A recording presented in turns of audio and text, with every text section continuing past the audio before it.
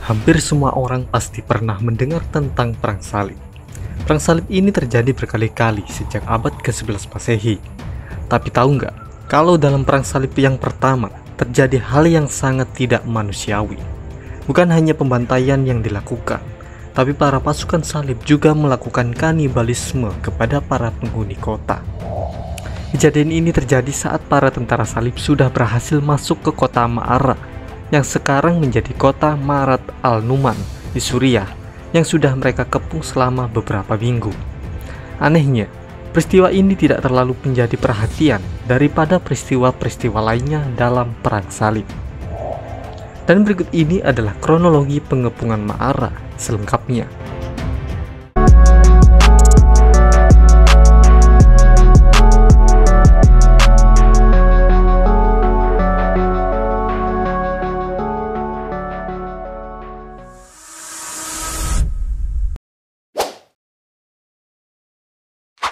Setelah tentara salib yang dipimpin oleh Raymond of Toulouse dan Bohemond of Taranto berhasil memasuki kota Antiochia, mereka mulai menghancurkan pedesaan yang ada di sekitarnya selama berbulan-bulan.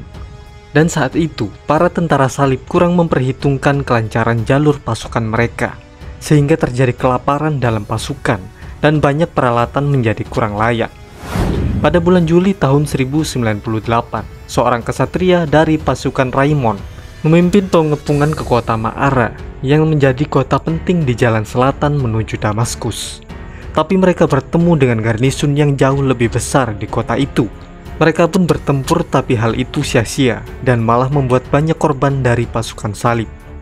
Setelah itu para tentara salib pergi ke selatan dan mereka berhasil menaklukkan kota-kota kecil lain. Tapi mereka tiba lagi di Ma'ara pada bulan November. Awalnya, beberapa penduduk muslim Ma'ara sudah pergi dari kota itu untuk mengungsi. Kemudian menyusul berita kota Antiochia berhasil direbut. Namun sekitar akhir bulan November, saat pasukan salib di bawah komando Raymond tiba di Ma'ara, sebagian besar penduduk masih ada di sana, dan mereka berpikir kalau mereka akan aman-aman saja di balik tembok kota yang selama ini belum ada yang menembusnya. Dikatakan kalau para penghuni kota mengejek pasukan salib karena sebelumnya tentara salib pimpinan Raymond Pilet telah gagal merebut kota. Memang tidak mudah merebut kota ini karena benteng kota dilengkapi dengan parit yang dalam dan tembok pertahanan yang kuat. Meski garnisun kota terdiri dari milisi perkotaan dan warga yang kurang pengalaman, pengepungan ini berhasil ditahan sekitar 2 minggu lamanya.